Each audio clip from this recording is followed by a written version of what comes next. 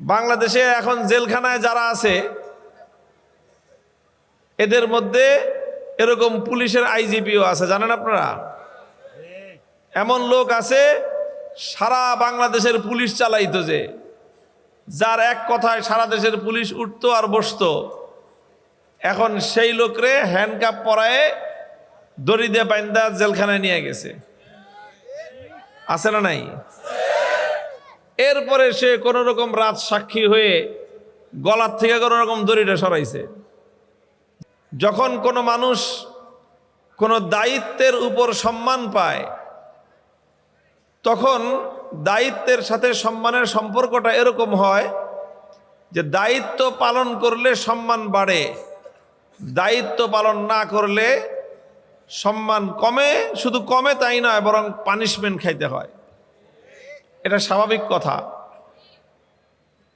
যেরকম দেখেন সরকারি কর্মকর্তারা আছে, সরকারি বিভিন্ন সেক্টরে দায়িত্ব পালনকারী যারা, ধরে নেন পুলিশের কথাই,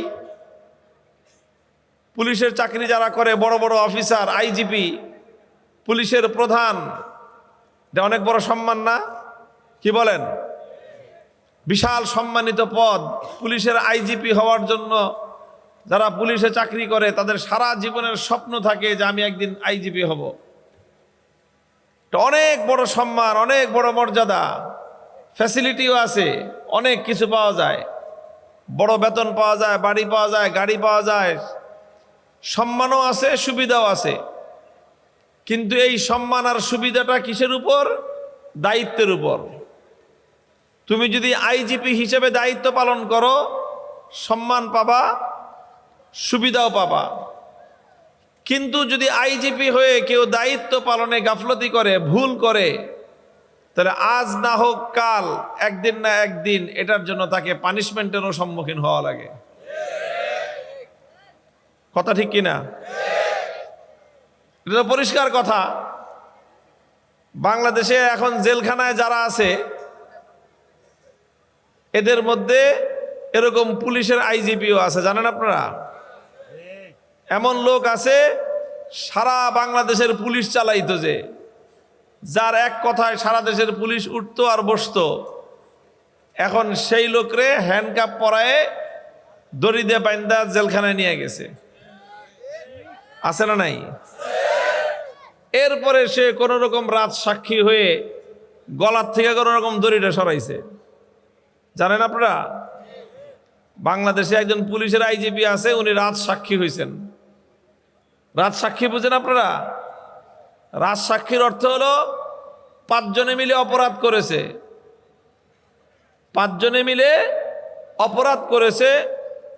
এখন এই অপরাধের কোনো সাক্ষী নাই, ছোটখাটো সাক্ষী আছে।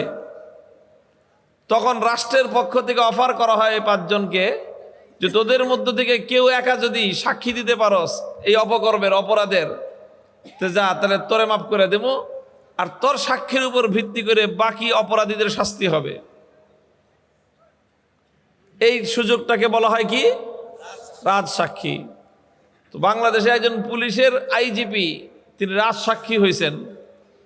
রাজ সাক্ষী হয়ে অপরাধের তার আর যারা পার্টনার ছিল, প্রধানমন্ত্রী থেকে নিয়ে শুরু করে স্বরাষ্ট্রমন্ত্রী, প্রধানমন্ত্রী, আরো যে সমস্ত পার্টনার তার ছিল, অর্থাৎ আকামটা যেই কয়জন মিলে করছে, বাংলাদেশের মানুষকে খুন করছে, সেই খুনের অপরাধের সাক্ষী দিছে আইজিপি যে প্রধানমন্ত্রী আর স্বরাষ্ট্রমন্ত্রী এইভাবে এইভাবে বইলা বইলা মানুষগুলিরে মারাইছে। সে নিজে বলছে এই কথা আদালতের সামনে। এখন সেই আইজিপির সাক্ষীর উপর নির্ভর করে সেই প্রধানমন্ত্রী আর স্বরাষ্ট্রমন্ত্রীর ফাঁসির অর্ডার হয়ে গেছে কোর্ট থেকে। তো আইজিপি যদি নিজে রাজসাক্ষী না হইতেন তাহলে ওই অপরাধের দায়ে তারও ফাঁসির অর্ডার হইতো, কিন্তু তার ফাঁসির অর্ডার হয়নি, তার 4 বছরের সাজা হয়েছে। তো এত বড় অপরাধ করে 4 বছরের সাজা হলো কেন? কারণ সে রাজসাক্ষী হয়েছে এই জন্য। তো যেই লোকটা পুলিশের সবচেয়ে বড় অফিসার ছিলেন, যে লোকটা পুলিশের আইজিপি ছিলেন, এখন সে অপরাধী হিসেবে কারাগারে বন্দী, রাজসাক্ষী হয়ে কোন রকম গলার থেকে ফাঁসির দড়িটা সরাইতে পারছে, কিন্তু এখনো জেলখানা থেকে মুক্তি পায় নাই। কথা ঠিক? তা আমি কি বুঝাইতেছি? যে পুলিশের আইজিপি হওয়া অনেক বড় সম্মান এবং অনেক বড় মর্যাদার পরিচয়, অনেক সুযোগ সুবিধার পরিচয়। কিন্তু এই সম্মান আর মর্যাদা কতদিন? যতদিন সঠিকভাবে দায়িত্ব পালন করবে ততদিন। এই সুযোগ সুবিধা কতদিন? যতদিন সঠিকভাবে দায়িত্ব পালন করবে ততদিন। আর যে দায়িত্ব পালন না করে তাহলে তার সম্মানও নাই, তার মর্যাদাও নাই, তার সুযোগ সুবিধাও নাই। তাহলে ওই দায়িত্বের কারণেই একটা মানুষকে আবার পানিশমেন্টের সম্মুখীন হতে হয়। এটা যেরকম দুনিয়ার অন্যান্য দায়িত্বের ক্ষেত্রে এই কথাটা যেরকম প্রযোজ্য, ঠিক তদ্রূপ ইসলামের ক্ষেত্রেও পরকালের বিষয়েও এই বিষয়টা সমানভাবে প্রযোজ্য। আলেম এটা একটা সম্মানিত পদ, মুজাহিদ এটা সম্মানের একটা উপাধি, হাজী সাহেব সম্মানের একটা উপাধি, আল্লাহর দ্বীনের মুজাহিদ এটা দ্বীনের সম্মানের একটা উপাধি। মনে রাখবেন, এই যতগুলি সম্মানের উপাধি আছে, এই প্রত্যেকটা উপাধির সম্মান আছে যেরকম, সাথে সাথে দায়িত্ব আছে। সম্মান ততদিন আছে দায়িত্ব পালন করবে যতদিন। কেউ যদি দায়িত্ব পালনে গাফলতি করে তাহলে সম্মান তো দূরের কথা, উল্টা পানিশমেন্টের সম্মুখীন হওয়া লাগে। এই জন্য আলেম হিসেবে আমাদের অনেক সম্মান আপনারা করেন, দুনিয়ার মানুষ করে, কারণ এই সম্মানটা আল্লাহ আমাদেরকে দিয়েছেন। কিন্তু মনে রাখতে হবে, আলেম হিসেবে যেই সম্মান আমরা পাই, আলেম হিসেবে আলেমগণ যেই সম্মান পান, এটা এই জন্য পান যে তারা আলেম হিসেবে কিছু দায়িত্ব পালন করেন, এই জন্য তাদের সম্মান। আলেম হিসেবে যে দায়িত্ব, সেই দায়িত্ব যদি তারা পালন না করতে পারেন তাহলে এটা তাদের জন্য কোনো সম্মান বয়ে আনবে না, বরং এটাই তাদের জন্য বড় ধরনের পানিশমেন্টের কারণ হবে। হাদিসের মধ্যে আসছে, আল্লাহ পাক রব্বুল আলামিন কিয়ামতের দিন সর্বপ্রথম 3 ব্যক্তির বিচার করবেন। তার মধ্যে এক ব্যক্তি হলো অনেক বড় আলেম, দেশের বিখ্যাত আলেম, সারা দেশের মানুষ, দুনিয়ার মানুষ তাকে চিনত, জানতো, সম্মান করত, এইরকম একজন আলেম। আল্লাহ পাক তাকে ডেকে জিজ্ঞাসা করবেন যে, হে অমুক আলেম সাহেব, আমি তো তোমাকে অনেক নিয়ামত দিয়েছিলাম, তোমাকে আমি কোরআন হাদিসের এলেম শিক্ষা করার সৌভাগ্য দান করেছিলাম, তুমি অনেক এলেম হাসিল করেছিলে, করে তারপরে তুমি কি দায়িত্ব পালন করেছো, এটার দ্বারা তুমি করছোটা কি?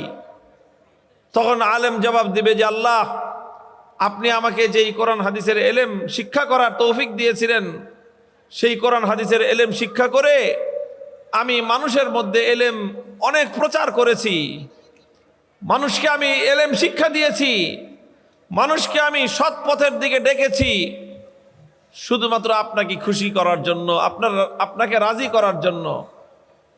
আল্লাহ বলবেন যে, সব কথা তোমার ঠিক আছে, যে তুমি মানুষকে অনেক এলেমের কথা শুনাইতা, তুমি মানুষের কাছে ওয়াজ করতা,